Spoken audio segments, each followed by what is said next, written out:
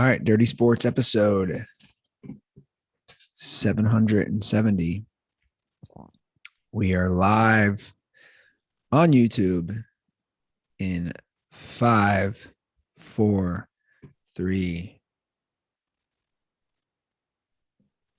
Welcome to the Dirty Sports Podcast.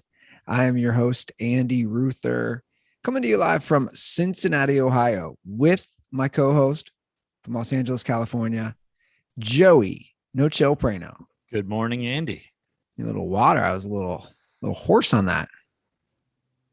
Get you some liquid, Andy. There we go. A little hoarse. Too much talking at the neighborhood block party last night. Maybe, I don't know. Too much hollering at basketball tryouts. Oh man. It'll be interesting. I gotta watch what I say. I feel whoever listens to this could be eliminated as a coach. We did not get the best player. I'll say that much. Okay. So were you thinking that you might? Well, you had 1 in 3 chance. There's 3 teams. There's 3 teams for this grade, yeah. So you basically have 2 opponents the whole year? No. There's 3 teams just from this school in the 4th grade. Got it. So there was, let's see here. There was 26 boys who wanted to play. So 9, 9, and 8 are the teams as far as number of players. And we had the best player in the league last year, and he's coming back. But there's a new kid who's better. No. He's still the best player, but how it does, we basically, you draw straws. And you did not receive that player. So we got the number 2 pick. Now he went to the worst team from last year. So right. It would be like the NBA draft. It'd be like I say, Allen Iverson going to the worst team. Right. The team went 0-11 last year. 0-11. I'm just saying, I worry about the kid's talent being wasted. I know it's 4th grade. Not sure what the ability is over on that other squad as far as coaching. Well, it sounds like it's a whole new team. What's the same? The coaches and the jersey color? The coaches are the same. And I was told that last year they let everybody take turns bringing the ball up. That seems reckless. I couldn't agree more. And this star player is a point guard. He's got, maybe I'm exaggerating, he's got that Magic Johnson, LeBron-like vision. He understands spacing. He understands he can score at will, but he doesn't do that. He understands getting his teammates involved. So my take was, geez, if you guys do that again this year, you will completely waste this kid's talent as a point guard. But we'll see. All in all, it's a new season. I got 4 of the same kids from last year. So familiar with them, and we'll see where it goes. And I see that you have your Los Angeles Rams sweatshirt on today. Your 2 teams played. Oh, Los Angeles Chargers. Thought it was Rams. I was like, oh, the 2 teams played. Winner got to officially be yours for the rest of the year. No, but I did lose Russell Wilson. You did. Did you watch that game? I did. Streak will be over this week. It was inevitable. His streak, of starts? Yeah. Kind of stinks too. He's at 149. He didn't get to 150. It's tough. He made it almost 9.5 seasons. Bravo to Russell Wilson. It is crazy though. I looked it up. That puts him 6th all time. It goes as far as consecutive starts. Let's see if I can remember. It goes Favre, Phillip Rivers, which he had until he retired. Again, I'm talking consecutive. I'm not talking from the start of their career. I believe Eli is 3rd. Well, I think Peyton went more games than Eli, didn't he? No, I don't. Let's pull it up. I've already forgotten. Yeah, I'm correct. So it goes Favre 297, Rivers 240, Eli 210, Peyton 208, Matt Ryan 154, Russell Wilson 149, Matthew Stafford 136. Now, if you add in playoffs, that's maybe the difference. Playoffs, Peyton would be ahead of Eli and Russ would be ahead of Matt Ryan. But that's just if you had the playoff starts. But it really does go to show how hard it is to stay on the field. Yeah. Joe Flacco's 8th all time on that list. 120. That was a good run there. That middle group. The Mannings, Flacco, Ryan, Stafford. No love for Phillip Rivers. Sorry. Dude, I just don't get these QB discussions. I saw another one like debating his Hall of Fame number. You're just like, dude, Who's? Rivers. I saw another, I don't know if it was Twitter or a blog. I'm just like, guys, if you stay on the field for 240 straight starts, what the fuck are we even talking about here? I mean, that alone doesn't make you a Hall of Famer, but you're compiling a lot of yards and a lot of touchdowns and a lot of wins in that time. That's what I'm saying with those starts. But again, if you look at that list, it's like, I don't know. I am not to the point of I know how hard it is for these guys to stay on the field. And it's just, I mean, that's the same thing. You look at the touchdowns list, you look at the yards list. It's like all those guys. That's the whole thing in the Phillip Rivers discussion and the Eli discussion. It's like, well, people will be past them soon. It's like, dude, they won't. if you're 6th or 7th or 8th all time when you retire, who cares what happens after you? It's like you still threw the 6th most touchdowns ever. But Joe, my counter to that is they won't, because Right. I hear that crap. The argument, they're going to get past. They're not going to get past because guys don't stay on the field. Right. They just don't. Right. Dude, you've already seen it with Mahomes. I'd be shocked if Mahomes ever went 3 to 4 straight seasons without missing a start. Right. And that's, dude, we can get into a whole, that's going to be a big part of my Jason Garrett rant today, but we can save that. We can save that for later. We can get the wheels spinning here before we do that. Well, we can get him spinning with that Rams Seahawks game, and obviously Russ goes down, and I would almost call it a fluke injury. Yeah, I mean, not that fluke for quarterbacks. It's you see it every once in a while, but like what's crazy is it had already happened to Stafford in the game. I know. And Stafford's isn't that bad. Stafford comes over. They literally put his finger back. Russ comes over. They put his finger back. After the game, Stafford's talking about they wrapped it and it was tougher to grip the ball, but he was fine. That's football. And after the game, Russell's going to need surgery and is going to be out 6 weeks. Sounds like, 4 to 8 weeks in the 6-week range. Yeah, it is crazy. Just watching him, he's over just holding that football, trying to. Obviously, he couldn't go in. I mean, Geno played all right. But you're undermanned in that game as it is. Like you're not. The Rams are the better team. Rams are favored in that game. You think the Rams are going to win? You're going to need something special especially out of your offense.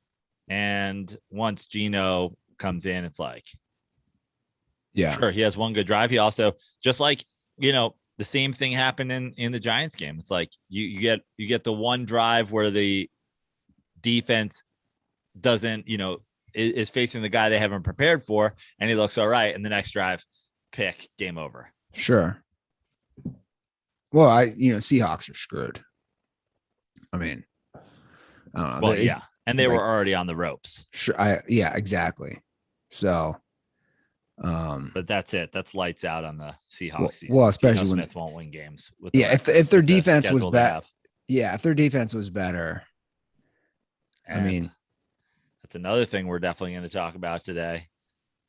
I mean, this is not this is something we've been talking about for a while, and it's now got the Kansas City Chiefs. But like, You pay your quarterback a ton of money. You pay his weapons a ton of money to keep him happy. Suddenly you're losing games, Super Bowl games, because your offensive line's not good. Suddenly you can't fucking play defense at all. It's like this is, and surprise, surprise, the Chargers with Justin Herbert on a rookie contract look pretty fucking legit. The Arizona Cardinals signing every big name free agent that you've ever heard of with Kyler Murray on a rookie contract, looking pretty good. Josh Allen and the Bills looking pretty good. It's like, I understand. He did get money. Josh Allen did get paid already. Right. But he didn't get the Josh Allen was a MVP candidate last year, megastar, $500 million, say goodbye to every single weapon you have and everybody on your defense. But I understand these guys got to get paid. I understand it's a business. Yeah. So, I mean, that begs the question. What do you do if you're the Chiefs? I mean, their defense is awful. Yeah. And it's not, and we know it's not the coach. I mean, Spagnuolo's got a long resume of successful defenses and Super Bowls, multiple Super Bowls. It's a straight up talent deficiency. Well, and also, Mahomes, I don't want to use the word struggle. Do you use the word struggling with him? He's had 6 turnovers in 3 games. Yeah, I would. But that is kind of the, when you're protected. I mean, Mahomes is, physically as talented as anybody we've ever seen at the quarterback position. And then for a while there, had all the weapons, had a fine to good defense, had great offensive line, was protected. Oh, and he's, throws 5 picks in a year.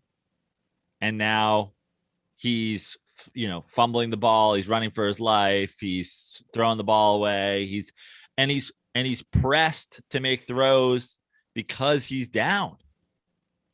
Sure. Big. Down big in that game. And, I guess the question of what you do, I know, like, essentially no one's ever made this call except for, like the LeBron, Wade, Bosch trio or whatever. But the idea of, and, to some extent, Brady a little bit, these guys who extend before, but like all the things that come with being a winning quarterback in the NFL, whether it be, Pro Bowls and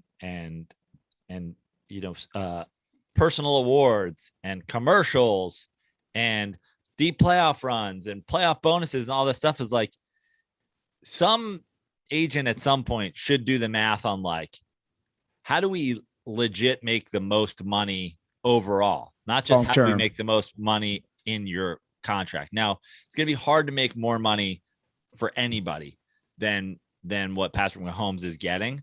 But like, he's in a lot of fucking commercials. And if he doesn't make the playoffs this year, is he still in that many commercials? And I think they're going to make the playoffs, but I'm just saying, the point is he's played in 2 consecutive Super Bowls. He's played in an AFC championship game. I'm not out on the Chiefs by any means, but these guys, it's like, I just wonder if you said to Patrick Mahomes, like, would you give up $50 million total from your $500 million contract if it meant that you didn't ever start 2-3, that you started 3-1 or better every year? I wonder what he'd say.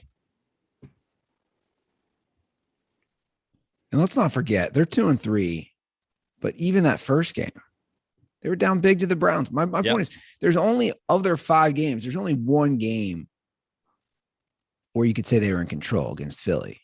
Like they're struggling. Have a number of teams in the league at this point whose records could be completely reversed, whose, wins are suspect or whose losses are suspect.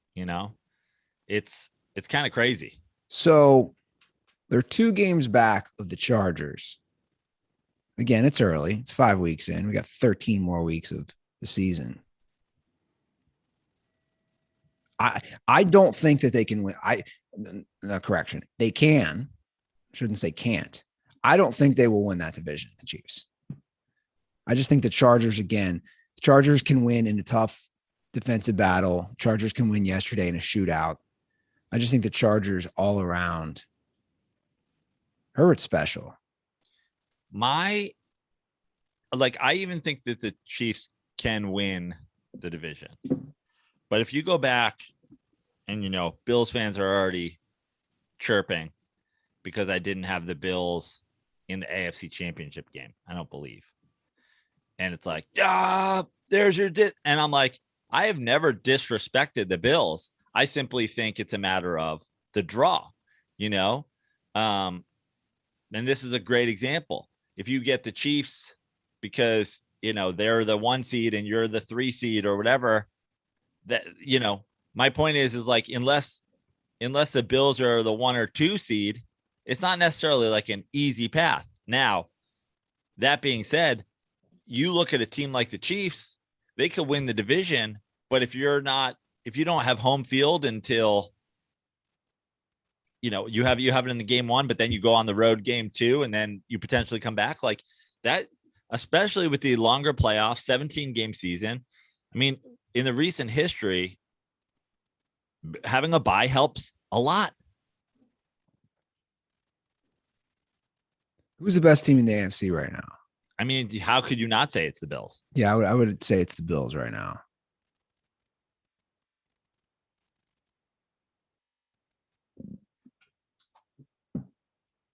Also, I'm not like, the Bills are going to the Super Bowl. Sure. I picked them, but to go to the Super Bowl. Yeah, I had Bills, Bucks, I think again. Or Bucks again. But they got to worry though, man, because that division is just so competitive. I know the Raiders have lost 2 in a row. Dude, you don't even want to get me fucking. I had a 10-team parlay. I was 9 legs through in the fucking Raiders. Oh man, they just had to win too. They didn't have to cover. Just had to win. What an egg they laid yesterday against the fucking Bear. And then why?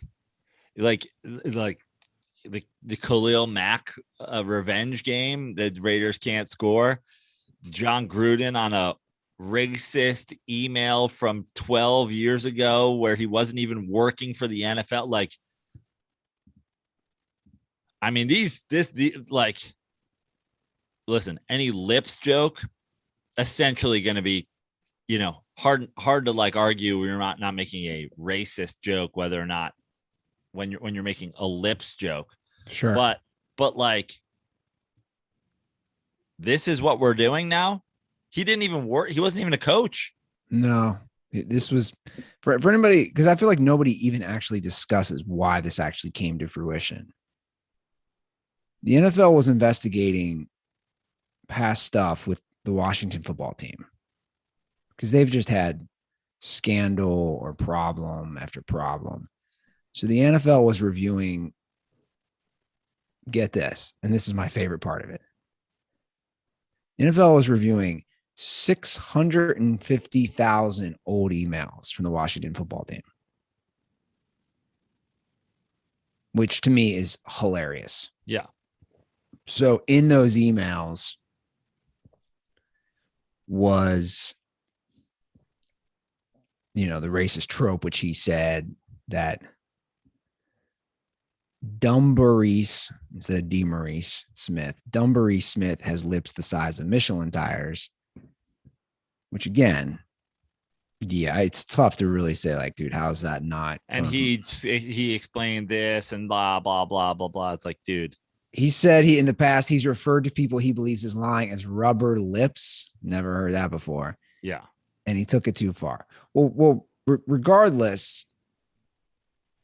Well, there's a few things here. Why is the NFL looking at 650,000 emails from one team? Who's doing this? I just don't get it. Well, what do you? And then what? And then it's like, hey, this guy who wasn't a coach in the league then said that, who's the guy who's like, I got something? But also if you look at this, every single player, former and present, has defended Gruden, who played for him. From Tim Brown to Josh Jacobs now. You know what I'm saying? Like every single But it's a player. conversation. Sure. And that's fine. But my point is, like you said, he wasn't even in the NFL. He was actually an ESPN analyst. So I don't know if you saw. Then, of course, Tirico's discussing it because he was working with him at the time. And Dungy and them discussed it last night. And look, I don't think Raden's a Raden. I don't think Gruden's a racist. Did he probably say a racist comment? I mean, by all means, it looks like it. Have most of us said some stupid shit in the day that's racist? Yeah, at a time. But my point is, this goes back to the the game. It's like, do you think that affected it? I do. It's like, I mean, it affects it one way or the other. He's thinking about it. He's talking about it. He's not prepping, and that time he's not prepping. Surprise, surprise, the Jags fucking lost again. Like Sure.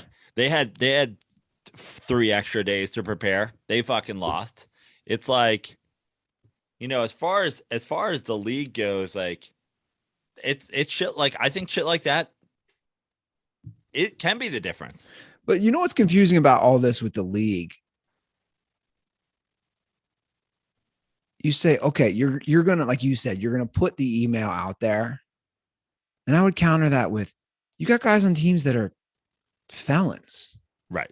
Do you see my point? Like, Gruden said some racist shit 12 years ago. Doesn't make it okay.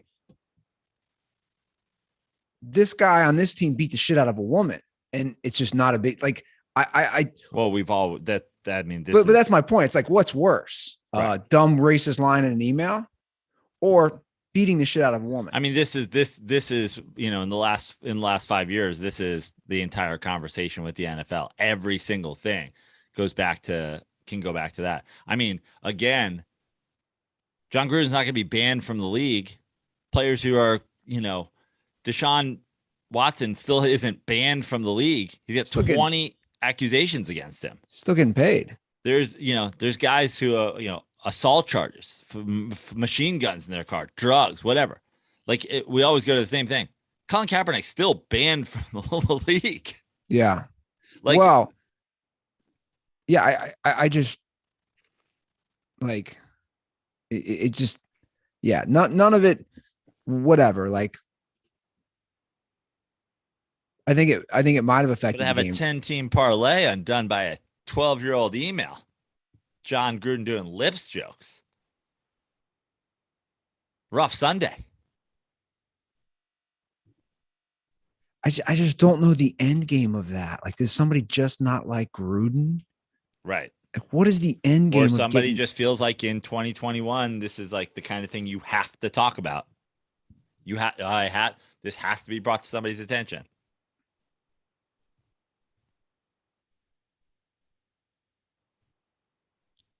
The league is reviewing it, is what they say, which makes me laugh. Right. Meanwhile, Kareem Hunt's like, I'm going for 100 yards again. There's video evidence of me doing some wild shit out there. They're on that brink, though. I mean, the Raiders start 3-0. You know how they are. I feel like that's an organization where you can lose them quick. Totally. And like the Chargers game, they showed at least some life. Sure. And they come back. It's a Monday night. It's in LA. You could tell that was their, that was going to be a tough game. But the Bears, yeah, that could be the beginning of the end. Well, this is all good news for the Chiefs because the Raiders are going that route. The Broncos are going that route. It's going to probably come down to a 2-team race. Are the Detroit Lions the most cursed team ever? Listen. The way they're losing these games is just dumbfounding. But the way they're losing these games is they go for it, they get 2, they go up a point. It's like, just fucking don't roll over and play stupid, prevent, let the guy get to midfield, give him a shot. Like, why don't you just not worry about whether or not the guy makes a 50-yarder at the end of regulation or whatever. Like, just don't even put yourself in that position. I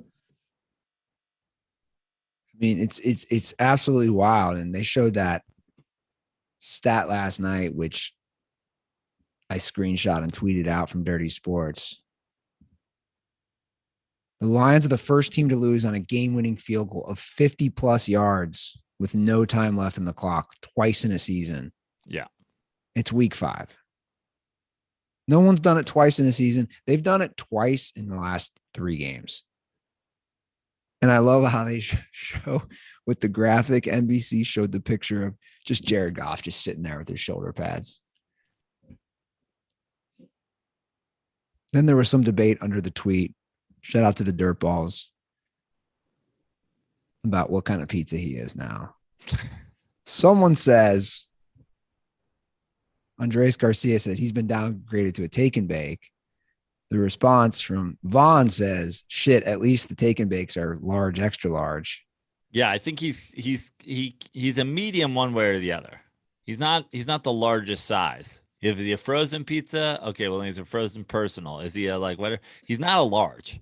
He's not filling anybody. No. Certainly not filling Detroit Lions fans with hope. I legit feel bad for the Lions. I mean, seeing their coach cry. Did you see him? Yeah. It's the same feeling I have for like 3rd and 4th graders playing basketball and they cry and they lose. That's how I felt for Dan Campbell. It's just a sad scene. But you know what? I don't feel bad for because the Lions have been a piss poor, mismanaged, disaster franchise forever. True. And now this guy signs up to be their head coach. And by the way, great example. Again, we'll get into my fucking Jason Garrett rant, but who's the offensive coordinator of the Detroit Lions? I don't know. The fucking dude from the Chargers. Anthony Lynn? Anthony Lynn. I didn't know that. Retread head coach. Oh, their offense fucking sucks. There are not that many people around the league that are doing this. Surprise, surprise. All of them fucking suck on offense. Anthony Lynn, Pat Shurmur and the Broncos, Bevel with the Jaguars, and fucking the worst of all time, Jason Garrett with the New York Giants. How do you go from being a major head coach or a major coordinator, suck at it, and then still have a job in the league? You Mike McCarthy, you give Andy Reid obviously got a Super Bowl with the Chiefs. Like, you take a shot on a coach that had like a decent run and you think the situation is one thing, but you have a guy who stunk and now you're downgrading them. Jason Garrett wasn't even the offense. The Cowboys kept the offensive coordinator. Kellen Moore's still their offensive coordinator. They just got rid of Jason Garrett. And the Giants are like, we'll take him. And we'll back him up with Freddie Kitchens just in case Jason Garrett chokes on a chicken bone. Well, I think what it is at this point, it's like any profession, right? It's the good old boy system. It's any profession, you have the connections, you've been there long enough. That's what all these retread hires are. But the retread hire in today's NFL, it's terrible. I agree. It's not terrible. It's so misinformed. You're taking an old school telephone worker, a guy who used to climb poles and fix downed phone wires, and you're putting him in charge of the iPhone. These are not the same thing. They're not the fucking same thing. Jason Garrett yesterday got Daniel Jones hurt. He fucking got him hurt. And I said earlier in the day, he's going to get him hurt with the antiquated offense that he has in 2021. Everybody's faster. Everybody's stronger. And you're going with weird single look, like long passes, like one read long passes on first down that are never completed because you're sending one guy out and you're making one read. Then you're running the ball on second down for no gain. And then on surprise, on 3rd and 8, the entire defense is coming. Why wouldn't they? They know exactly what you're going to do. What the fuck else would you be doing? Of course you have to throw the ball. What a disastrous strategy and a way to get your court. Daniel Jones was under fire the second the game started. He's 0-6 to start the game on like bomb pass, one read into double coverage because you're giving no creativity, fucking handoff to not Saquon Barkley because you're running slants with him over the middle and he turns his ankle immediately. Because why wouldn't you put your fucking halfback out there and start running slants across the middle? So he's hurt. And then 3rd down, guys pin their ears back. And then were you watching that game live or you were at basketball tryouts? I watched a lot of it live, but I missed the actual hit. The goal line situation is the worst 4 plays I've ever seen in a row in the history of coaching. And I'm not over exaggerating. 1st down and goal at the 2. You have not run a single play with a fullback the entire fucking season. You come out in some sort of Army, Navy, full house backfield with 2 other fucking running backs in the backfield. And you go off tackle for no gain. It's blown dead because the Cowboys call a timeout. They flash to Jason Garrett on the sideline, and you can see it in his face. Some antiquated high school coach bullshit. Fuck it. Run it again. Fuck it. They know what's coming. Fuck it. Run it again. They run it again. Now, actually on 1st down, it stopped for no fucking gain. And then in the fucking dumbest thing I've ever seen in the history of football, he goes, run it again. How is it possible for a guy to run the same shitty 1960s formation, straight ahead fucking run with your backup running back 3 times in a row?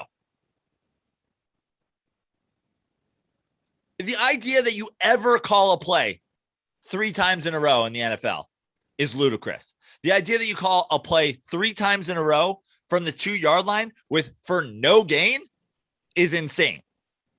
And then he does the only thing that could be dumber than running that play 3 times in a row. A naked bootleg from a fucking strong formation to your quarterback, and you put him alone on the edge, literally running for his life.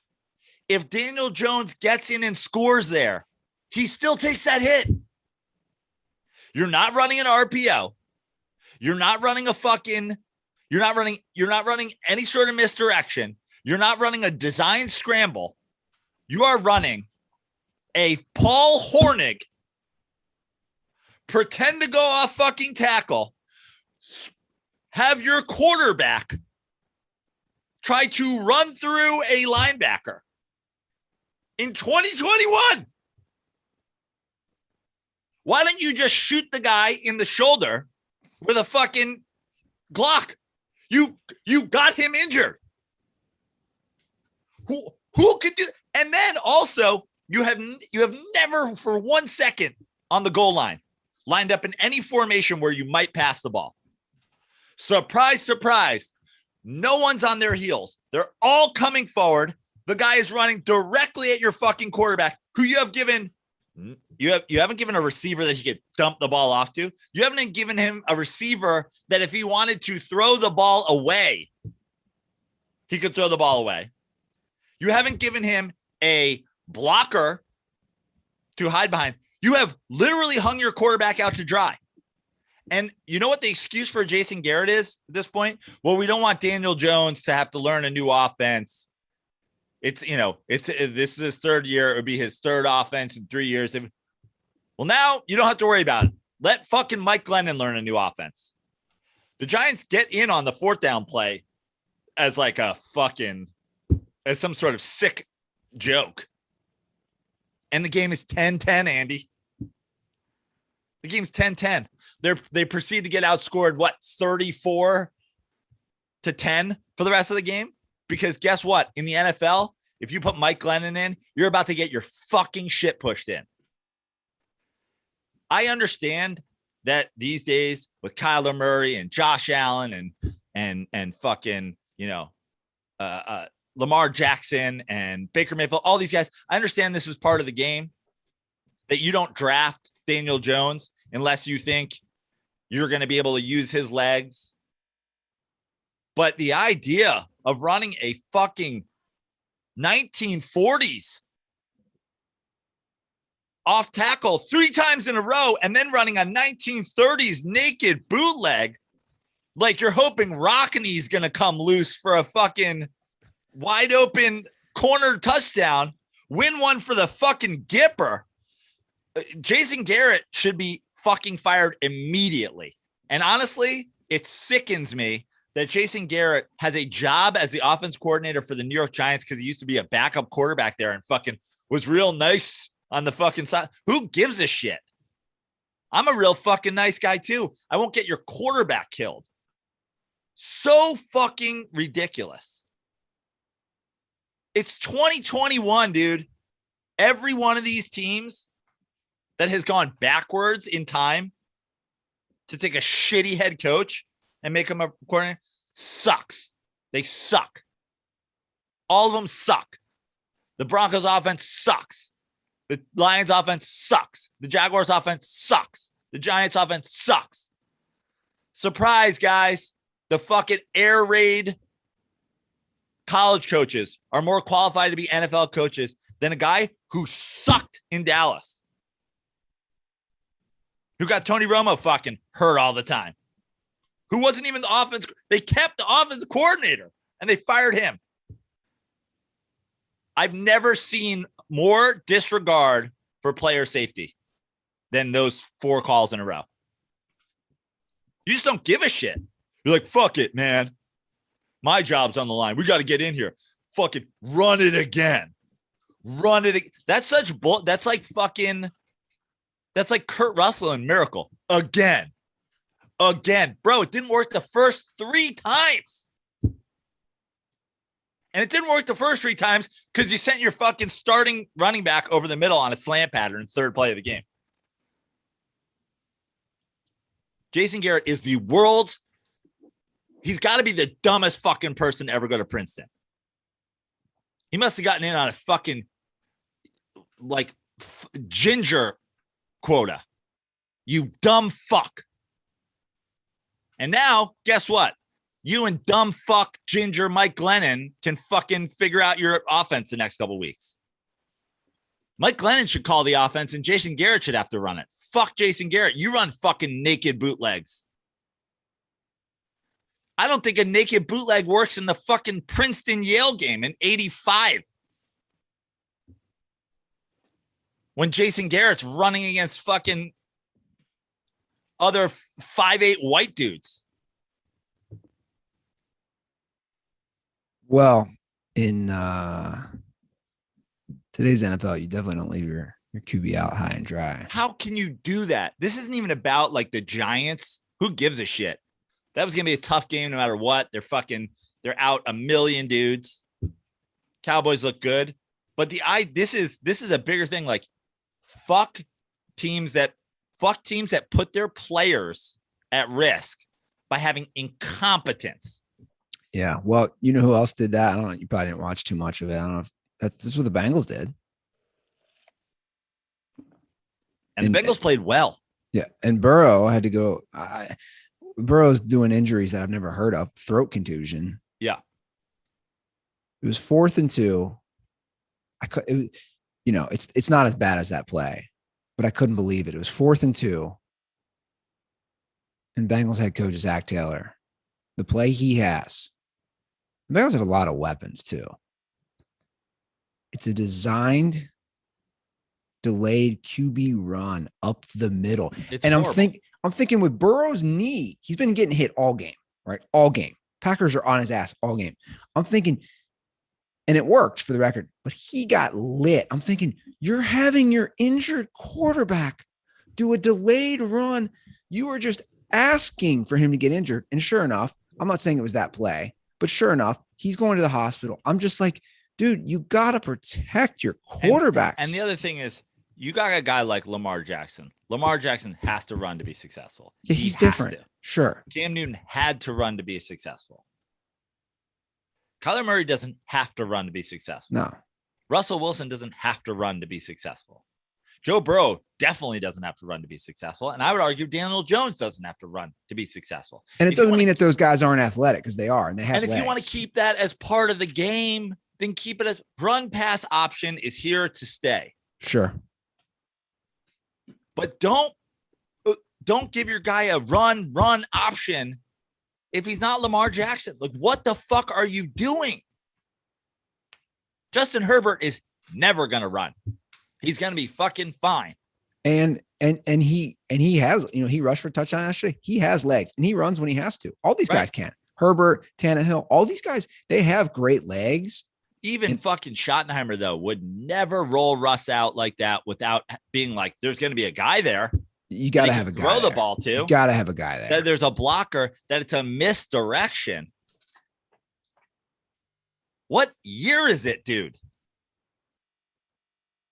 We're not talking about Danny Dimes fucking, beating Richard Dent to the corner.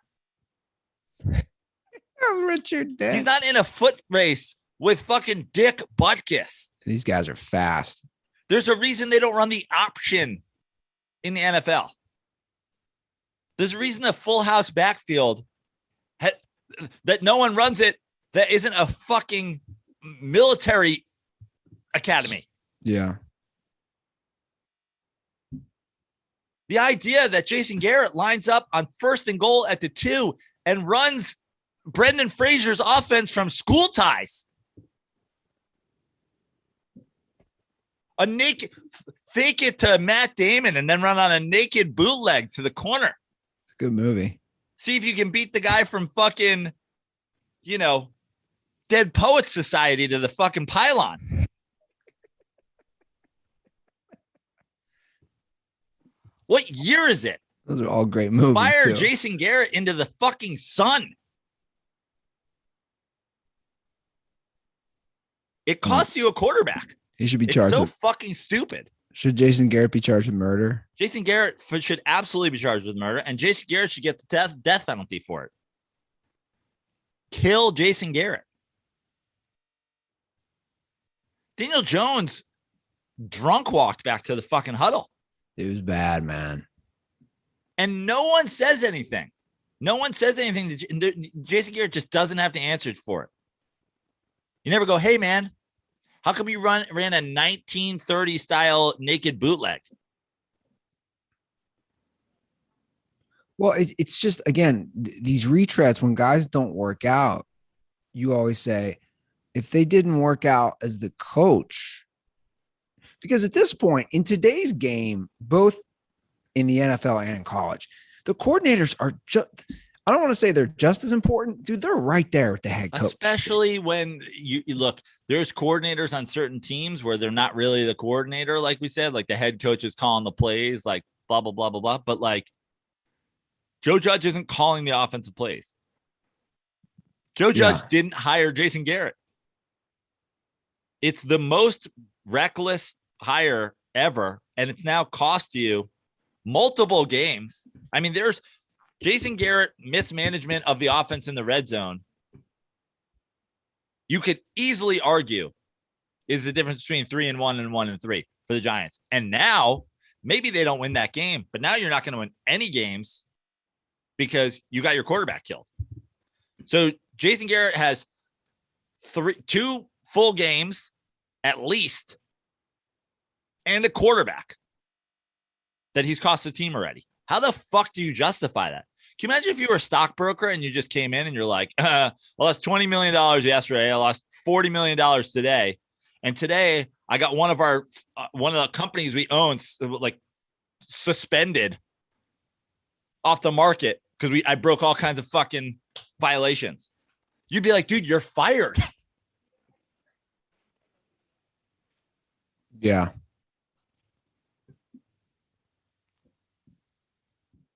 There's Like, I just think you, like you said with Burrow, like you said with Jones, like you're putting these guys at risk. It's terrible. It's the same, dude. It's the same thing. That was Bill fucking O'Brien with Deshaun Watson. It's like you don't know what the fuck you're doing, and you have a guy's career in your hands. Sure. That was one of the wildest games I've ever seen, that Packers game. 5 straight missed field goals. And I got to question LaFleur too. I mean, Jonathan Vilma was the color commentator for that game. He was calling it with Kenny Albert. I mean, he said it, dude. At a point when you're just missing field goals, what is LaFleur? His guy's missing field goals all game, extra point. He's gonna settle. Like, you basically are saying, I'm settling for a 56-yarder with the guy. Like Vilma's saying, you have Aaron Rodgers. Yeah. At that, Devontae Adams had over 180 yards receiving. What? Go for the touchdown, man. What is LaFleur doing? And we're coming off a season that ended because he did it. Dude, like, fool me once, shame on you. You know what I mean? Like, you can't, like, this is what is the worst part about it, is like, you don't even learn from your own fucking mistakes. That's what I'm saying. So Anthony Lynn, like, this is a guy, again, we're talking about a guy who somehow still has a job. Like, how many times did Anthony Lynn do that over the course of his Chargers career? 20 times? It makes a shitty end of the game call. Like, dude, fix your fucking life. So they intercept, for anybody who didn't watch it. Terrible pick by Burrow in overtime. Terrible pick. First play of the game. I'm sorry, first play of overtime. Packers have the ball, I believe, at the Bengals, like around the 20-yard line. And you're thinking, okay, touchdown wins it. Field goal wins it. Either one wins it. But you're thinking, Crosby's missed at that point, I believe, at least 2 field goals and an extra point. Yeah. I'm thinking, dude, you're dealing with house money. You got Aaron Rodgers? And LaFleur runs it twice up the middle. They lose yards, consecutive plays, and then he misses a field goal. I'm just thinking, dude, you have Aaron Rodgers. I think he's suspect. And obviously they've won a lot of games with him. But when it comes down to crunch time and when it matters, I think he's 100% suspect. They're not the most talented team. That's the thing. That's always been the thing, is like, you need to get an edge from your coach, not give an edge. And you can say, oh, you know, the offense has looked great. Like, it's totally different offense under him than it was under McCarthy. It's definitely better. Yeah, it's way better. But they're not the most talented team. So you're going to fucking have, like, dude, in a game against the Rams, in a playoff game against the Rams, you're outmanned and you're outcoached. I don't care if you have the better quarterback. Yeah. You have the better quarterback in a game against the Bucs too. And you're outmanned and you're outcoached. And I'm also thinking, I'm watching that game thinking from Aaron Rodgers' perspective. If I know my field goal kicker's shaky, again, and you have a momentum changing interception, I'm Aaron. I'm saying to him, dude, let's go for the kill shot right now. Right now. First down, Devontae Adams. Let's call a fade, or let's call something to get him in the end zone. Let's go for the kill shot. Unbelievable. And the Bengals, I got to say, the Bengals played well. They did. The Bengals surprised me. I actually thought that was going to be the Bengals, the game the Bengals got exposed in. And the fact that they were in that game, I mean, props to Cincinnati. And poor Burrow. He's fucked, dude. He's fucked. I've seen it all year. No way he lasts all 17 games. There's just no way. Dude, he took a horrible hit in that game and was out. And that one was kind of on him, the way he fucking dove for that one. Yeah. Then the designed run, horrible. God knows when he got throat punched.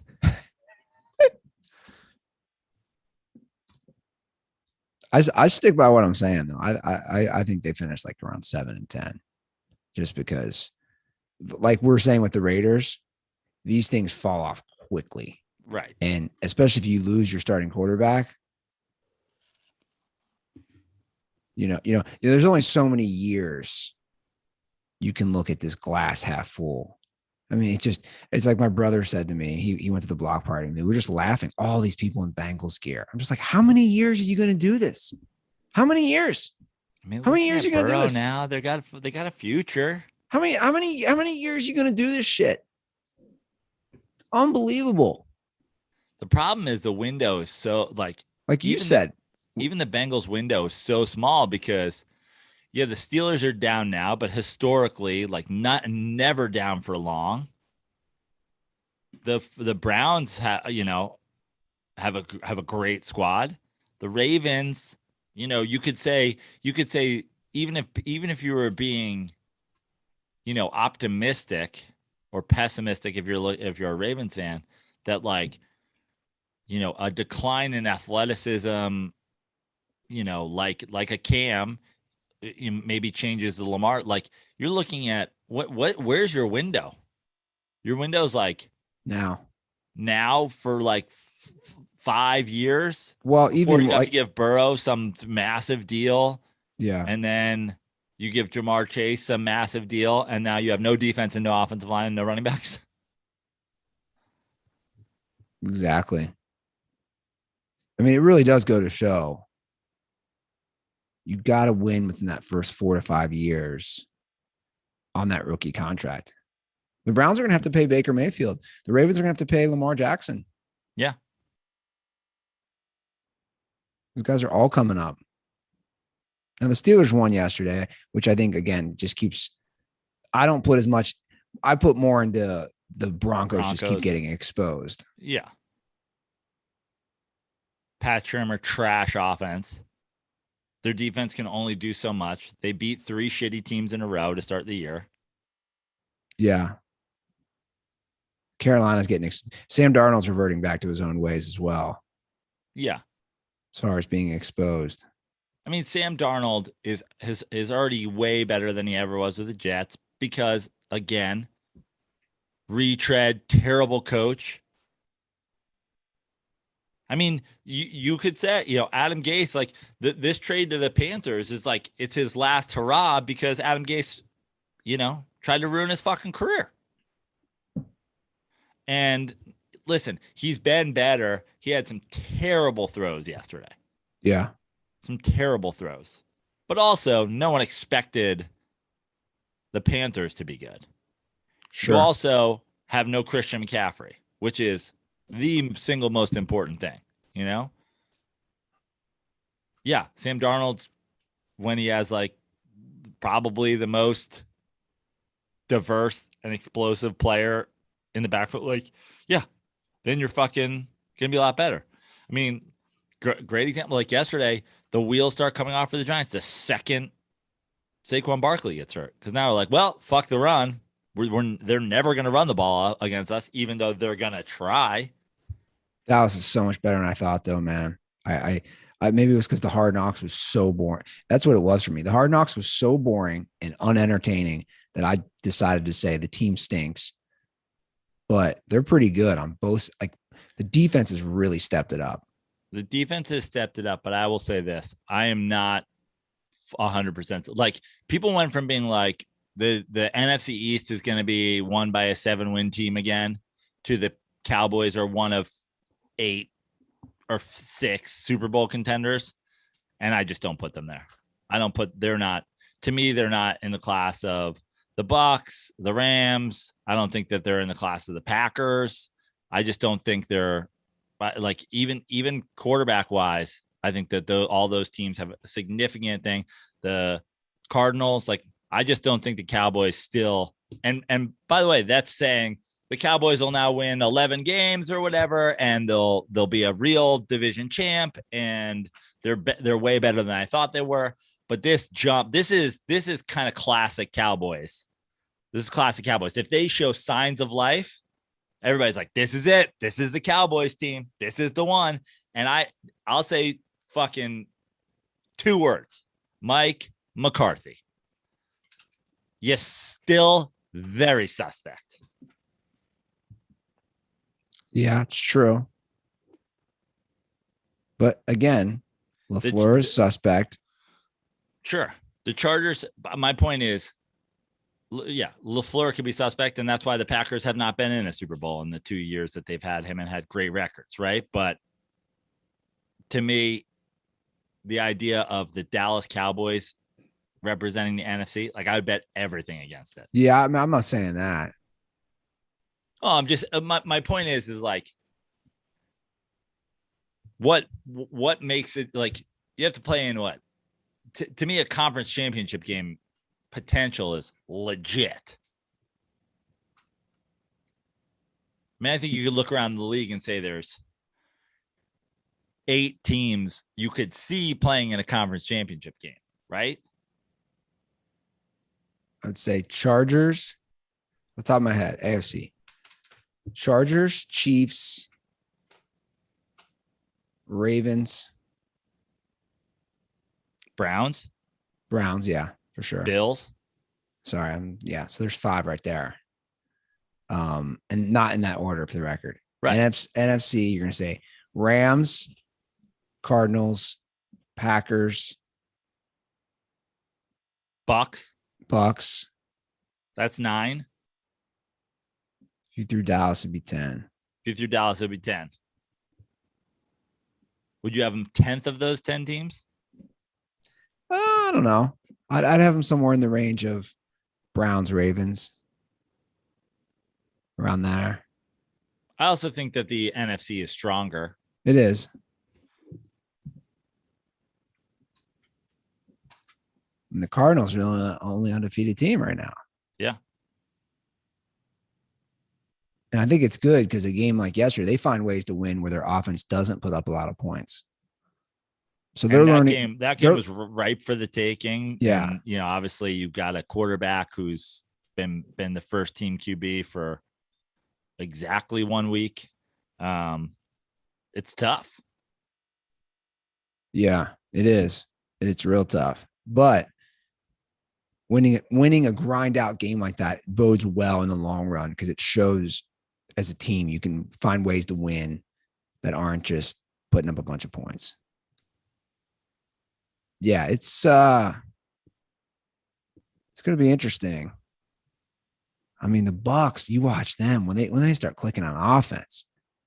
No one has come close to their firepower as far as what they have. And this is all without Gronk right now. Like, right. Just the firepower they have offensively. But the Bucks team it's a Tom Brady team. It's a veteran heavy team that comes with a lot of the people that come there to be with Brady. It comes with a well-built team in terms of the trenches, certainly on the defensive side of the ball, the D line. The Bucks are just not going to get beat by a team that they shouldn't get beat by. Like if the Bucks are going to lose, like the Bucks aren't losing games to the Dolphins. The Bucks aren't losing games to, the Eagles next week. The Bucks aren't losing games to, who do you got come up? The Bears the week after. Like the Bucks, that's just not who that team's going to be. Now, does that mean they beat everybody? No, but you need to be dynamic enough to keep up with them. You need to be like a real team. I just don't see the Bucks losing to teams that they shouldn't lose to. Yeah, I don't either. And then it just becomes a question of how good are you for real? Do you think when it comes down to, playoff quality opponents? Sure.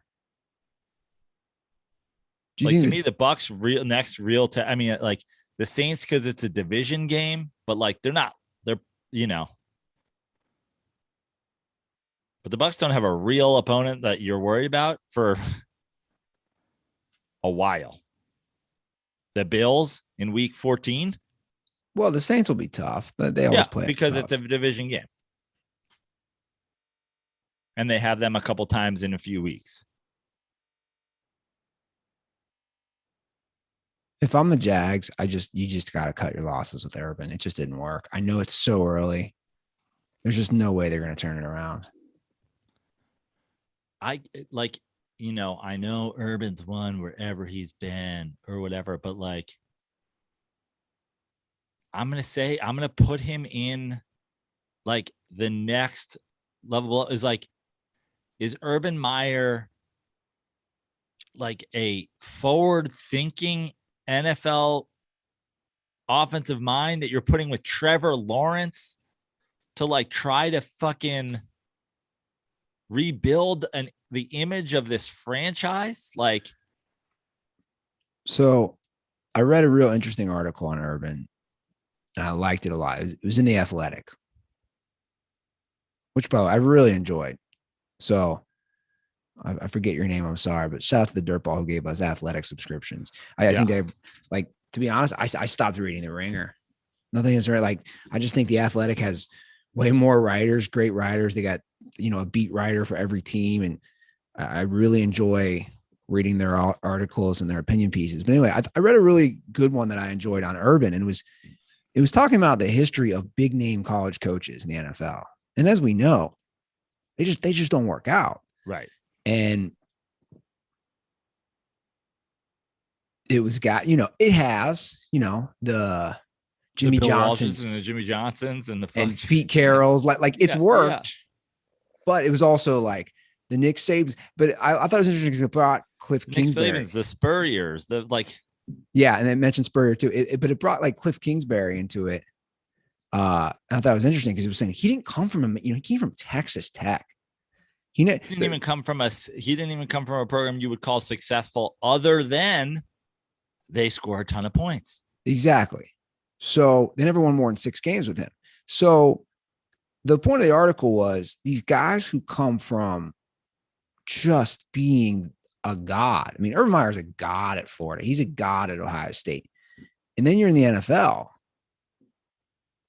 And the majority of the NFL coaches are in their office. And you still have to report, right, to the president and the GM and the owner. But his argument was like, dude, when he's at Ohio State and he says, I'm going to recruit for 3 days in Florida, he could be golfing for the majority of those 3 days. And that's on, right, the Ohio taxpayer dime. Sure. His point is, when you're at you don't have to really report to anybody. But I would also argue a whole other thing, and I don't know if this is talked about in the article, but like when you're the head coach of a college football team, success leads to like easier success. Sure. When you're winning, you get great recruiting classes. When you're winning in the NFL, you get bad recruiting classes. When you're losing in the NFL. So it's like the whole idea of parity, like the NFL is set up so that Nick Saban can't just come in, make a team great, and then be like, fuck you, we're great forever. Next year, we get the first pick again. And next year, why wouldn't you want to come play for the Jaguars? Why wouldn't you want to come play for the Jaguars? Why wouldn't you? It's like people don't want to come play for the Jaguars, and you're the coach of the Jaguars because they sucked. You have Trevor Lawrence because your team sucks. So good luck. You have 3, 4, 5 years to build. Try not to get Trevor Lawrence killed. Try not to get him seeing ghosts. Try not to whatever. And then get him to play good enough that you can win some games, but not so good that your draft picks are too low, and not so good that you have to pay him $50 million a year and then not be able to retain any of the good draft picks you did make. It's a whole different fucking thing. It's a balancing act, for sure. But it's like I said in that game, put all your money on Tennessee to cover, because that locker room is just so lost. That's why I'm saying, at what point do you just say, this is 0-5? Like how? Like, but you go back. I mean, go back in the history of the show. I hated the Urban Meyer hire. I think that's for all the reasons we just said. It's like, this is the guy who's going to fucking turn it around. This is the guy you're bringing in with Trevor Lawrence. If you're going to do that, why didn't you just fucking throw all the money in the world to Dabo and bring his actual fucking coach with him?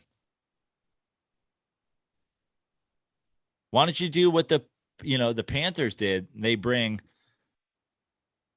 Joe Brady to be the offense where, like, this guy's going out and getting a college coach from another school whose fucking offense he likes and bringing him in.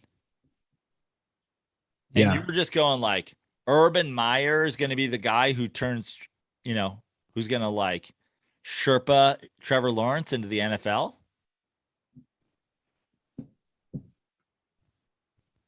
I know.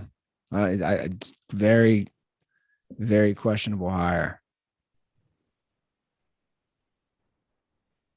You been playing any fantasy football? You got any of these studs like Josh Allen or Justin Herbert? You got any of these guys on your team? I don't do fantasy football. I get on the FanDuel sports book and I get on the Pick'em leagues and I get on the suicides, but I don't do fantasy anymore these days. But you're on FanDuel. I mean, obviously, because they have the daily fantasy, so you can. The daily fantasy I still do. I just don't do the league, the yearly fantasy. That's why I love the FanDuel. Yeah, I pop in. I'll do a fantasy game tonight just for Monday night. I don't have to tie myself to somebody for a whole season. Lamar Jackson would be good tonight. Guess how much? I actually looked this up. If you were playing FanDuel Fantasy, and you should start playing this football season, and FanDuel will give you a 20% bonus on your first deposit up to $500. If you had Lamar Jackson, he'd be good because he's averaging a combined. This is an Andy Ruther little nug that I looked up. I was curious. He's averaging a combined 339 yards a game between passing and running. So he's going to give you a lot of fantasy points, dirt balls.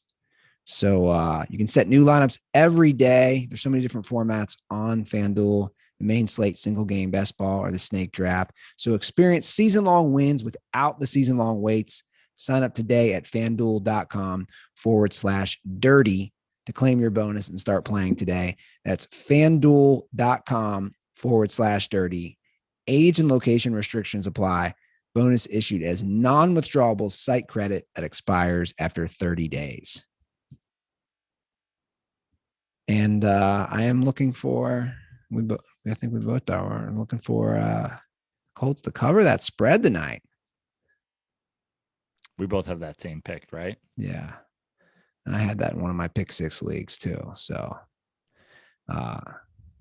Carson Wentz, don't get murdered.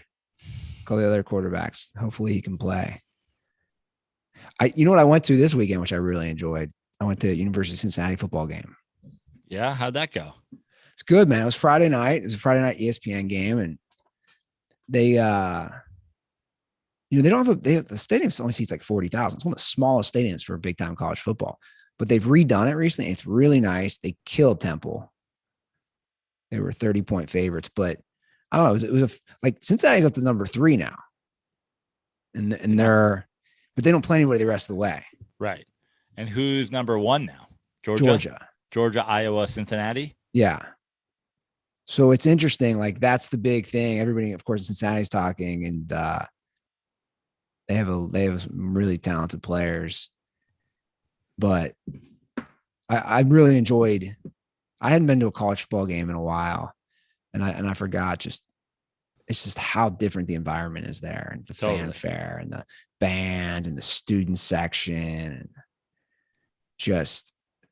Absolutely. It's just a fun environment. It's better. And the reason it's better is because people aren't priced out. And that's exactly it too. We went to the concession stand and I was like, wait a second. You can get it's not cheap because everything's expensive, but it's like, wait, I can get a water and a hamburger for like $6-7. I mean, it would be smart. It would be smart. And like, there's, obviously, the NFL sells tickets well enough that you don't have to do this. But a team like your Chargers, for example, should do this. A team that's like low key struggling with fan base. I'm sure there's a couple other, I'm sure the Jags, but like, embrace that post-college crowd and call it like the recently student section or something like that. Target the 22 to 28-year-old Sunday fun days and do a fucking post-student section. You know why they'd never do that? Because they'll find the tickets regardless, whether it's a business guy or somebody. Right. But I'm saying what, sure. Again, think instead of short term and how much can we make on these tickets, think long term in terms of cultivating a fan base, cultivating excitement. Yeah. Cultivating whatever, like throw a student section in the Chargers game. You go to those LAFC games or whatever, there's like the areas that like got flags and fires and blah. You're like, just, get that vibe going for, like a Chargers would be a great example of a team that should be doing shit like that. It would be. And you're right. The fanfare is so different. And that's what I noticed, because my buddy has 4 season tickets for University of Cincinnati football. And I was like, dude, all these people, and everyone's so turned. Obviously, they're a top 5 team, but I'm thinking, like, how do these same people then they go down to Paul Brown Stadium to watch the Bengals? Do they not see the difference?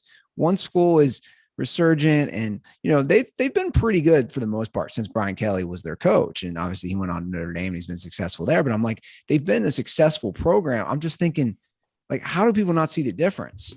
And because it is a huge difference. But I think that is smart. I am curious about the Chargers, because everyone's like, oh, it's such a great investment. You got 2 season tickets. I say, yeah, it is a great investment now. If they win the division, what are those tickets going to jump up to? Yeah, but you don't get like any sort of, grandfathered in. You don't have to play a PSL. So the PSL will go up. Well, I own the PSL. Right. Which is kind of cool. Saying. So that's a good investment. Like, so that immediately the PSL could go up. Wasn't the Rams 10 times more expensive for a PSL? Yeah. My PSL was $200 total. Right. So good investment in that you can sell the PSL later on. Sure. And you can set that price. But like, it is interesting. Just now, did you end up selling your tickets this past weekend to Crypto Rant? No, I'd already sold them. Got it. I've basically sold. Shout out, by the way, to our official cryptocurrency dirtball, Andy Ranta from Cleveland. And it's so crazy. His name is so similar to my name. Yeah. I had plans on trying to meet up with him yesterday post Browns game, but I was in no state physically, mentally, or alcohol consumption wise after I had to watch the murder of Daniel Jones by the coward Jason Garrett. So assassination of Daniel Jones by the coward Jason Garrett. So he DM'd me, our official crypto dirtball from Cleveland, and Andy. So Andy DM'd me. He was in Venice. He showed me a picture, and he's like, "What's the address again for where the Smut Studio is?" And I was with my brother, and I told my brother, he's like, "What the fuck's wrong with these dirtballs?" Like, the Smut. I'm like, brother, the Smut Studio is legendary. It's like going to where JFK got killed. That's what my brother goes, it's not like you saw where John Lennon was murdered. Like, I go, yeah, it's kind of a bigger deal, actually. Yeah. You can see where Yoshi murdered a guy named Jim Lennon, a homeless man. You can see where Yoshi ran over in a car a guy who thought he was John Lennon. He's on so much meth, he thought he was singing "Let It Be." Somebody last night at the block party, some woman, I don't know her. She's somewhere down the street. She's like, "Oh, you lived in Venice for 12 years, and I see all these things on the news." And she's like, "I opened a pizza restaurant under Hotel Irwin, but then I moved back to Cincinnati because some guy doxed me." She's like, "My sister back in the, blah, blah, blah, lived in Marina Del Rey, and I used to go out and visit her. I used to love going to Venice. And now I see all these things in the news about the homeless." And I was like, "The homeless have always been there." She's like, "Really?" I go, "It just got out of control." I was like, The homeless was always part of it. That was part of like the bohemian culture. I kind of enjoyed it. It was entertaining and people watching. I was like, but now it just got so bad. R.I.P. Venice. I never doxed that place, by the way. Well, you doxed Decoya. I didn't dox Decoy. I've never doxed. I don't know if you doxed the pizza place, but you. I mean, I You put all it on but doxed. blast. Yeah. I did have dirtballs writing Yelp reviews. Yeah. So I guess that's Yeah. doxing. Yeah. Hey, man. If you create a bad business, just be ready.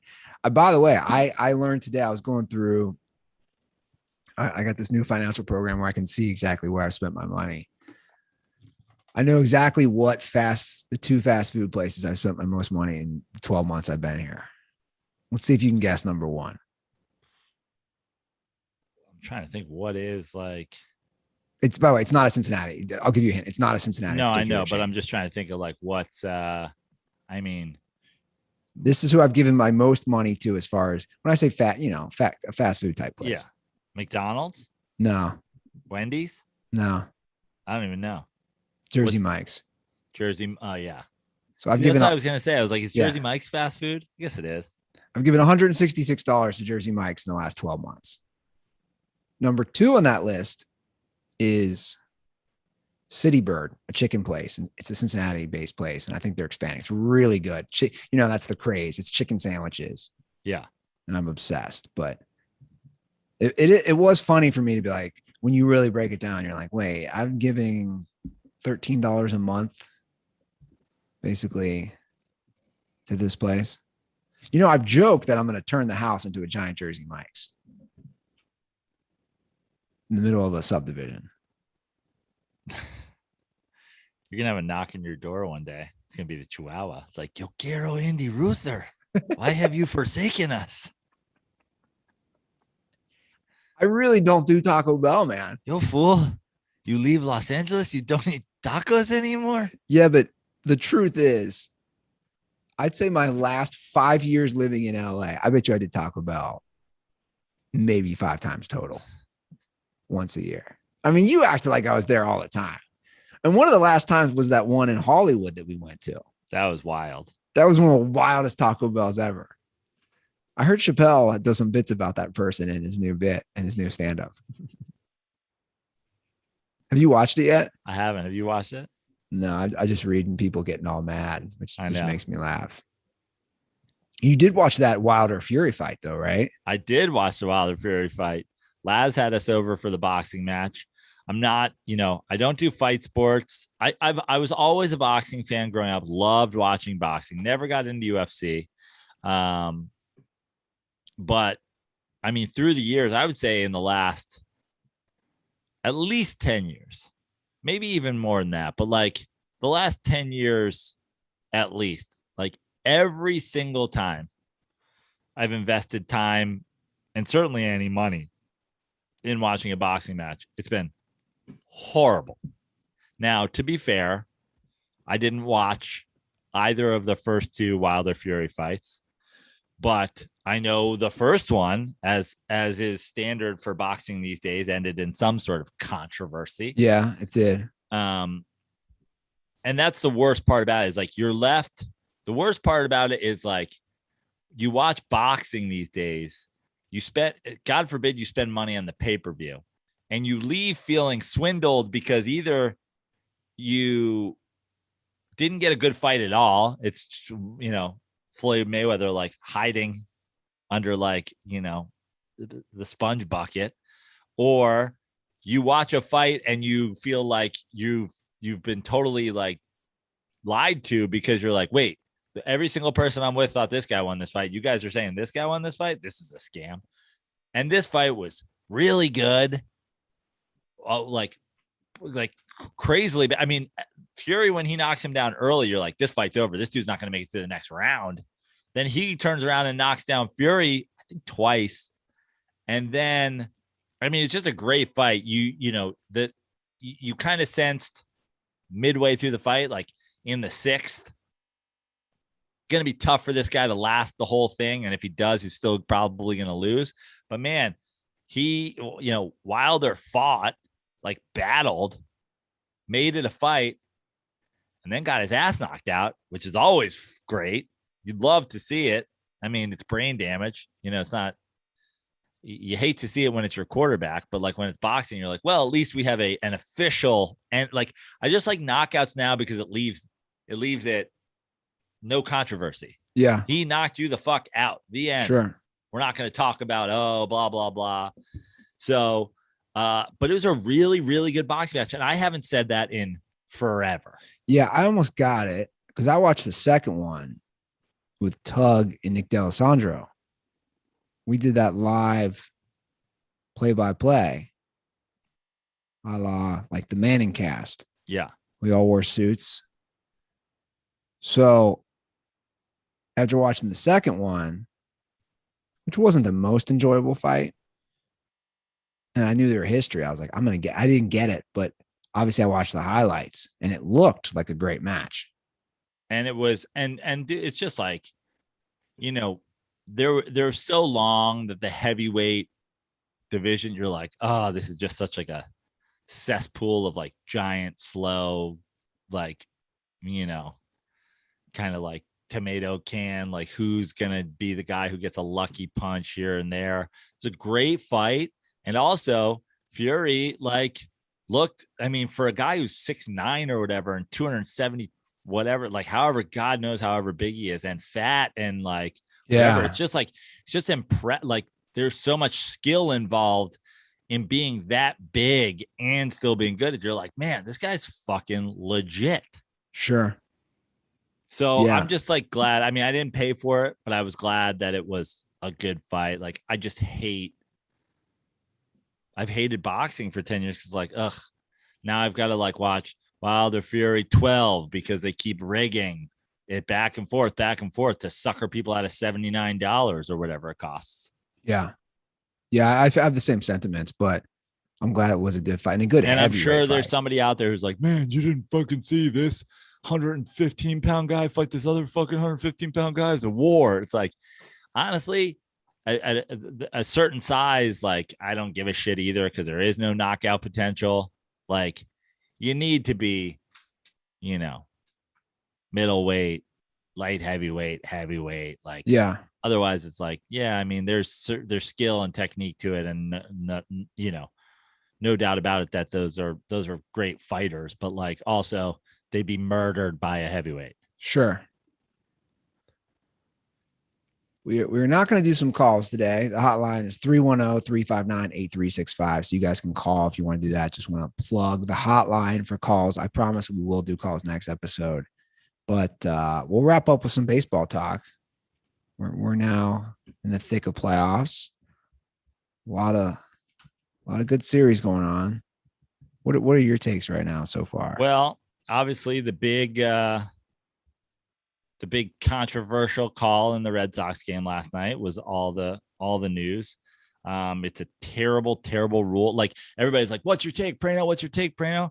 And my take is that it's a terrible, terrible, terrible rule, a rule that I dealt with many times in high school baseball. Happens way more often in high school baseball where there's not always a fence or balls go into bushes or balls get kicked into parking lots or whatever like that. But it is the rule and it's horrible.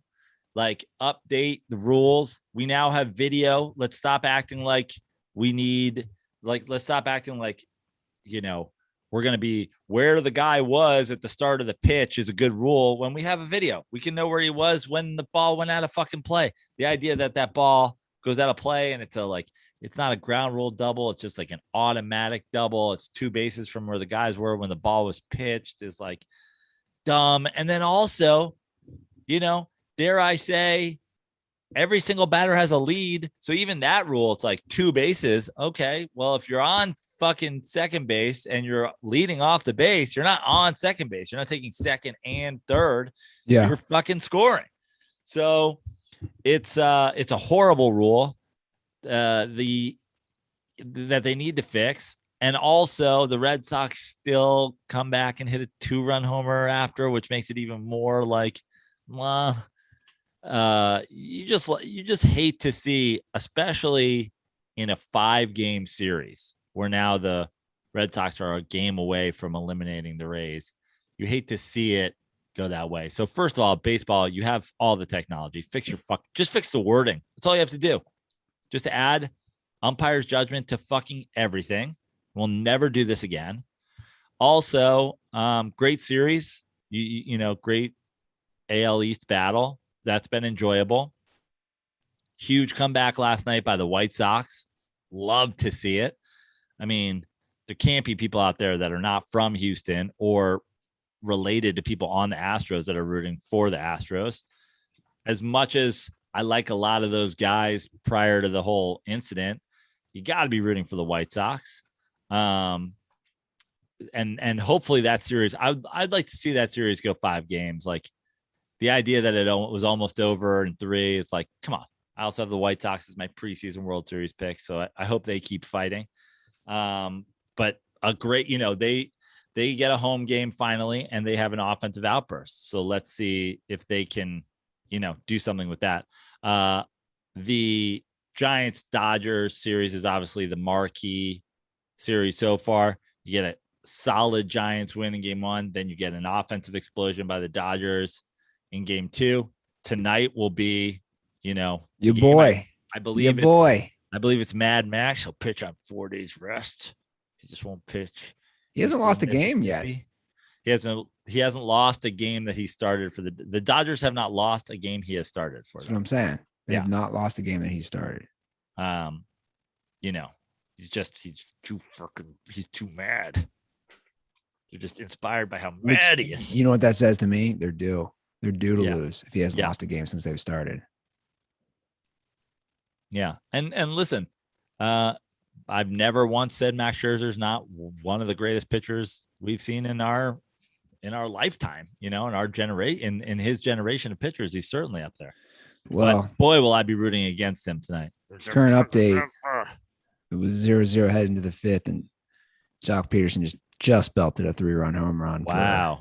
And that's also Milwaukee can't score any runs. Yeah. That's also been a good series so far. Obviously rooting heavy for the Brewers. You don't want to see the Braves go on. But obviously the marquee series so far is Giants-Dodgers. I just hate that these series are 5 games. Yeah, me too. But that's what happens when you add a wild card round and then you add a fucking wild card game and then all this bullshit. We didn't need more playoff teams. So stupid. Yeah, I know. It's just like, I don't know. Now, did you see? I don't like to bring these folks up, but it was trending today, and I didn't know why it was trending. It was truly one of my favorite actors trending. I did see. I watched the video when I was taking a dump this morning. I mean, they're almost the blog / podcast conglomerate that shall not be named at this point. Well, Especially they stole our Jameis story, pretended it was their Jameis story, tried to pretend our Jameis story was false by not having Jason Light appear on their show. Look, I don't really, my feelings. I'm indifferent about Barstool. Like, I think obviously they're under the gun a lot, and I've had issues in the past for sure. But like at this point, I'm just like whatever. I did watch the video. I guess what's confusing. So corny, loserish behavior. Like, they've certainly been under the gun, like you said, through the years, like racist behavior, sexist behavior, blah, blah, blah, blah, blah. That goes with all that. That's fine. And I'm not even making light of this. Having beef with John Cusack, worse than all that stuff. Who doesn't like John Cusack? What the fuck kind of shit take is it? Like, talk about terrible take Monday. Well, John Cusack is a fucking legend. Look, the truth is I don't know much outside of his acting. I just know that I knew he was a diehard Cubs fan. He's a diehard Chicago guy. We saw him in Chicago, remember? We did in Wicker Park. I guess my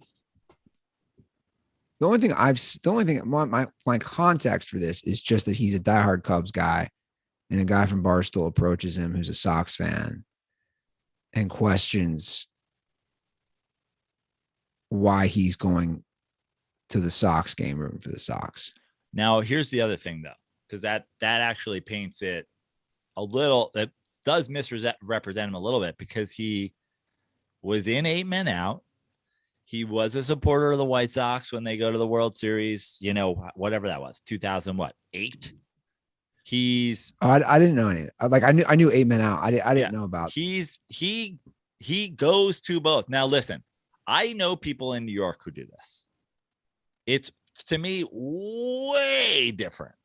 First of all, because the marquee team in Chicago is historically the worst team, right? Like the Cubs are the marquee team. They don't win a World Series for 100 years. In New York, it's the big, bad, evil empire. Like Mets fans don't root for the Yankees with good reason. Now, I know some Yankees fans are like, I don't mind the Mets. And that's the way Giants fans are about the Jets. But Jets fans have a beef with the Giants, even though, like, we're not the fucking Yankees. The Yankees are the devil. You know what I mean? Like, this isn't like, but then comparison, like, I'm sure there's LA fans who root for the fucking Angels, you know, and vice versa. He's historically rooted for both. Yeah. Okay. Like, I just think to me, you expose yourself if you have beef with John Cusack, of all people. Also, he got exposed in that video. John Cusack just starts listing off old school White Sox players. Well, I did think it was interesting how it played out. Like, it wouldn't be something I'd post because it didn't. Because it was more cringeworthy for the guy who posted it. Yes, that's why. Totally, right? So, I mean, obviously, I think it was cordial enough. Like, I'm glad. I'll be honest. Like, if I'm going to find a silver lining, I was like, okay, these two dudes disagree. I thought at least they were cordial, and Cusack did what he fist bump in the end. Like, we agree to disagree. And then the guy comes after him after the fact. Okay. That's the problem, is like, dude, John Cusack's got 1.5 feet on you. You back down. And then you come at him online. Just seems kind of like typical for that. The whole conglomerate. It's like, this is what we do. We antagonize. Yeah. I mean, but you know, as far as what they were trying to do, I assume, is make a viral video, and they have. And now, as I'm looking you know, on Twitter, it's like he's been trending all day. Yeah, because he goes after him, and he's like, you know, he was like, oh, it was cordial enough. But now that this guy's coming after me online, I'm going to call him I'm going to tell everybody his breath stinks and he's a fucking scumbag and whatever. I mean, right now, it's John Cusack's name is the 12th highest trend in the United States. But like, here's my thing. Like, you know, I just called for the murder of Jason Garrett, right? And there's multiple fan bases that have been tortured by this man. And like, we've attacked people over the years, but like, you have to question your whole organization. Is no one safe? John Cusack, America's sweetheart? Lloyd Dobler? Who? I would call him America's sweetheart. Like again, I don't know. He was literally in America's sweetheart. I know, but my point is like, John Cusack's Rotten Tomato score as a human must be 100, right? Like, who doesn't like John Cusack? I don't know much about John Cusack. Outside of, you know, some of the movies I've seen. What I do know is this is definitely a microcosm of the age we live in, where we go after people and we're all doing it for viral videos. And like, to me, this is the equivalent of what I said a couple weeks ago. It's like, I knew one side had lost the plot when they started attacking Joe Biden for ice cream. John Cusack is the actor's equivalent of ice cream. You have a problem with ice cream now? Yeah, but like meets, like everyone's lost the plot, like on all sides. And and people go after people and the hypocrisy that it's like, it's just so funny to me. That like it's sad, to be honest, that we live in an age where it's like, hey, this guy is a sports fan, he's going to go to team, and like now we're turning this into a thing, and it's all clickbaity, and it's working because like we're talking about it. You know what I'm saying? Like I know like, we're talking about, but it to me, it's like we go after certain things. I'm just saying, like, sure, you know, my if this is exactly what I'm talking about. Dude, we're in a wild time. Did you see?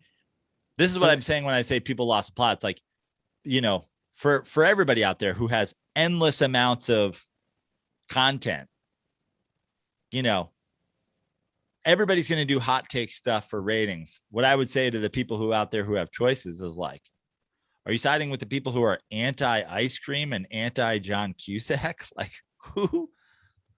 What the fuck else is, you know? Well, like, I mean, we live in a wild age. I just was just reading about ESPN's like if these guys go after Bill Murray, I'll firebomb their offices. You know what I mean? Like, what? Who is no one safe from clickbait pandemonium? But again, the age we live in, and like, here's a prime example. It's crazy where we're at. ESPN's new NBA countdown crew, their new crew. Again, this is the difference between TNT and ESPN. ESPN's new crew, obviously a big change up, and what's her name left? She's now on NBC. She was the host before. Anyway, I'm forgetting her name. Maria. Yeah. Taylor. Yeah. Anyway, this is the new ESPN countdown crew. So Greenberg will host, whatever. Like, host doesn't really matter. This is the new crew for NBA games. Stephen A. Smith, Michael Wilbon, Jalen Rose. You have one former player in that group. One. You have. But Andy Ruther, I've lived in cities where they play basketball. That's my point. Like, West Philadelphia, born and raised on the playground is where I learned about basketball games. West 4th Street courts in the cage. It's wild to me. How dare you? You have one former player. I have the three guys that talk. I watched the Malice in the Palace on television. That's not a. So do we all. So what? So my point is, when we talk about this clickbait and this crazy age of them, what do you think ESPN's? They're clearly doing. Hey, we'll put Stephen A. before the games. Not only does he say crazy shit from Monday through Friday, we'll get him saying wild stuff before the Lakers play the Clippers, or whoever. Yeah. And then it's going to trend on Twitter and then the YouTube. You know, that the thing with ESPN, Stephen A. Smith is the franchise quarterback that you spent money on. This, you just have to go all. Now it's just like, guess we're not playing defense. I guess we're just in the Stephen A. Smith yelling nonsense business because we're paying him $14 million and we have fired literally everybody else that works for our fucking company. Yeah, it's true. Yeah, they're pushing all the chips are in. They're going all in on Stephen A. Smith. It's a bold move, Cotton. Yeah. It's a real bold move. On that note, let's wrap this bad boy up. Again, drop us a call, 310-359-8365. Drop a podcast review. And if you do that, you get 2 free Dirty Sports koozies, courtesy. That's the word I was looking for. On me. I'll send those out to you. So leave your Twitter, Instagram handle. I am at Joe Prano on all social media except for Twitter. I'm at Fix Your Life. I will be in San Diego at the Comedy Store in La Jolla next weekend with Eddie Ift. That's Friday, Saturday, Sunday. I believe it's the 22nd to the 24th or 23rd to the 25th. One of them. It's Friday, Saturday, Sunday in La Jolla. Follow me on Instagram for sure. I'll post all my upcoming shows there and stories. And then check out joeprano.com from time to time, because I always update my calendar with upcoming shows. Headed to the East Coast with Eddie, North Carolina, 2 spots in Florida in November. And there was one other thing, but now I can't remember what it was. So fuck it. Oh, and Andy Lazarus is going to Giants Dodgers at Dodger Stadium tonight, and we were going to do a post NLDS Game 3 Dirty Slides tomorrow. You guys are back, huh? Yeah, do it every couple of weeks. Playoffs are here. Do it early playoffs. Probably do a late playoffs. Probably do them postseason, and then we'll take a break for 4 months.